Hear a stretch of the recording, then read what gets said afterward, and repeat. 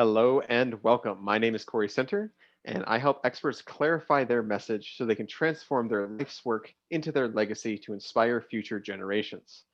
I am here with one of my favorite leadership experts, Linda Patton, who is going to talk to us about the truth about leadership and how to make sure you're not that leader.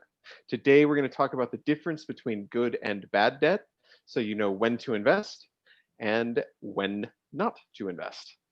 Thank you so much for being here with me today, Linda. Before we dive into today's interview, you and I have known each other for a long time, for many years, pretty much since the beginning of my own business career. And I have seen you speak on leadership many, many times. And I'm curious, what is your background in leadership? Oh, Corey, that's such a great question. And it really goes back to coming out of college. And I entered the United States Army at that time as a second lieutenant, which in some respects gives you the right to lead, but it's really the sergeants who are the ones who lead everything. But I learned about leadership, and I learned the art of command while I was in the military. And I was really good at it because it comes from my head. I came out of the military and went into corporate, which is another male bastion for leadership. And so that whole command structure kept moving forward. And it really wasn't until I started my own company 35 years ago. Yeah. That I realized that command wasn't going to get me very far. In fact, my team was running to the hills and my clients were one and done. So I thought, okay, well, let's try the feminine side. That's influence. Let's see how that works. And what I found was, while I got into my heart, I also dropped all my boundaries and all my barriers and got much too close to my people. I mean, I loved it. They were my friends. But when you have to make the hard decisions, it makes it very, very difficult. And so about a year ago, we combined those two and created Complementary Leadership, which is a balance of the two of them. I love it. And I remember reading about complementary leadership in your book, No One Stood Up When I Entered the Room. Yes. Curious if you can give us a quick overview of what complementary leadership is. Complementary leadership really, Corey, is taking both of those, both the good pieces of command and the good pieces of influence, and bringing them together so they work together. It's like when you see professional ballroom dancers and they're doing the Argentine tango or they're doing the paso doble, there's this real intensity and they're working in harmony together. And that's what you want your leadership to do, because you don't want to be that leader. You don't want to be the one that everybody goes, ooh, I don't want to work for them. Ooh, no, they're horrible. They're really difficult. And they move on. You want people to stay because they like your leadership. They can follow it. They know where it's going. So it was in a workshop that we combined those two words to come up with what is that style that we're really looking for. We want the feminine with her creativity, her collaboration, her community building, her empathy, all of those wonderful heart-based things to lead, with the masculine with the support, structure, and strategy, which is what the man provides in those dances. He provides that structure as well as the organization for the dance and that kind of thing. So that's how it got started. And it really is the model that I fully believe in and that I teach diligently. I love it. I was into swing dancing and some ballroom dancing when I was younger. And what I loved is in the command masculine space, I'm not moving much, actually. I'm directing her. Yes. I'm directing the feminine to go and have that creative dance that makes everybody look amazing, makes the whole dance look beautiful. And you absolutely need both. I love that you're applying that to leadership. And I'm curious, as we get into this, we're going to be talking about good and bad debt. So I'm curious if the idea of debt is also something that we can work with in a complementary kind of space. Absolutely, Corey. We talked a little bit about, what's good debt, what's bad debt. I have people who, as I'm talking to them about programs and where they're going and this kind of thing, many of them say, ooh, I don't want to get into debt about this. And I don't know that I have enough cash flow to be able to carry it for the number of months that the program is. And what I say to this is, if we never went into debt. In other words, if we considered all debt bad, you would Mhm. never go to college. You would Right. never Okay. put money, you'd never put money in the stock market. You'd never put money into a life insurance policy because it is debt and you don't necessarily realize the income until much later. And Mhm. especially with college debt, you're getting an education, you're getting a credential. My husband's a lawyer. He went to law school. We have friends who are doctors. They went to medical school. They have a hoard of debt, Mhm. but they had a mission, they had a vision, and they had a goal. And that debt to them was good debt. Bad debt is stuff where you don't necessarily get a return. Gambling, I have known many friends who, go to Las Vegas. My daughter lives there, so I go there often, but I don't necessarily gamble.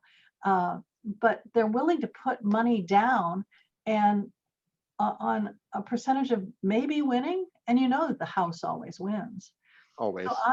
when I'm considering taking on debt, I look at how does this further my goals? How does Okay. this help me as an individual be better, either as a Mhm. person or as a boss or as a business owner?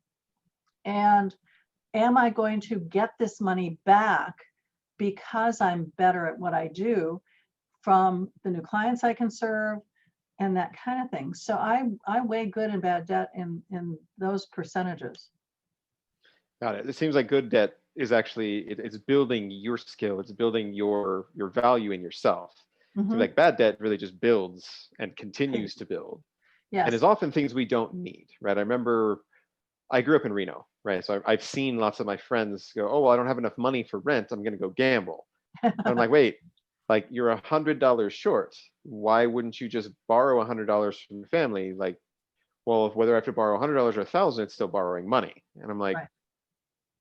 but it's $100 versus $1,000, and I watched my friends consistently lose that. You just lost $900. You were $100 short. Now you're $1,000 short. What is going on? So when it comes into that kind of conversation, right? Mhm. We know we don't want to be putting things toward bad debt. We don't want to be wasting our money on things that aren't going to actually better our lives or our quality of life. Right. So how do we know when it's appropriate for us to take on more good debt? I think a lot of cases, Corey, it's looking at what are your goals? Where Hmm. do you want to be? What do you want to be well, we're at the end of the year. Next year, 2021, we still have COVID to deal with. So Right. who do I want to be? What do I want to be? Where do I want my company to be? Where do I want the people who are working for me to be at the end of 2021, given what we know right now? And then looking at the gap between Hmm. where we want to be and where we are now, and what do I need to do to close that gap? Do I need additional skills? Do I need experience in something else? Do they need experience in something else? Do I have people that I want to promote into leadership, but they're not quite there yet? Could a leadership Right. program help them with that? So it's not always you as the boss, you as the top dog that needs the education, but maybe it's people who work with you that you're trying to Right. move up, that you want to invest in their education so that they actually bring more back to the company and increases the worth of the organization as well as for the individual as well. And your people will Totally. remember that you are Hmm. willing to buy into their future. And it's less Yeah. likely that they're going to become part of the suitcase generation and leave you and go someplace else because they don't feel like their leadership skills are being utilized fully. So I think that's That the makes key is where am I now? Where do I want to be? What's the gap? And how do I best move those two together so that we can accomplish what we want to this year? that's great. So you really need to have some clarity before you start taking on debt. And so how can we help our audience that are watching with us today? How can we help them get clear on what to do next, on how to deal with this idea of debt and start making it work for them? Well, one of the things I could say is, you can muddle through it. We're coming up to the end of the Right. year. You're doing your yearly planning and that kind of thing. But I, I as a mentor and a trainer, love to sit down with people and to noodle out these kinds of things. I'm a problem solver from way back. In fact, I used to teach problem solving and decision making, so I'm actually pretty good at it. And I love to have people come to me with a problem and says, this is what I have, this is where I want to be, this is where I want my folks, whatever it might be, how do we close that gap? And to really have that conversation. So you will notice that below us, there will be a link to my calendar. Please get on my calendar. Let's have that conversation and just see where you are, whether it makes sense to do the program or not, whether it makes sense to work with me or not. That's immaterial. I want to work with you to understand, where are you now? Where do you want to be? And how do we get you there? Awesome. So if I understand you correctly, then it sounds like you're actually going to give your time with no obligation to see where anybody who might be watching this, see where they're at, see where they want to be and what's missing, and see what we can do to actually get them there. Exactly. That's exactly what I want to do. And that's what I can do. Thank you so much for your generosity with that. We do have the Awaken the Leader training program coming up, which is something that may be able to fill that gap. But before we even get there, we need to see what it is. So please take up Linda on this offer, right? If you're sitting there and you're going, I know I need to change something, but I don't know what it is. This is your opportunity to get clear on what to change, how to change it, and get a new plan so that you can move forward into 2021 clearly, powerfully, and on mission. Thank you so much for being with me here today, Linda. I greatly appreciate all our conversations. I always have. Anything that you want to leave our audience with, any parting thoughts before we close up today? Well, first of all, I want to thank you, Corey, for being here with me today. It's always great to have a fantastic interviewer. And what I'd say to you as the audience is my wish always is be courageous and dare to lead.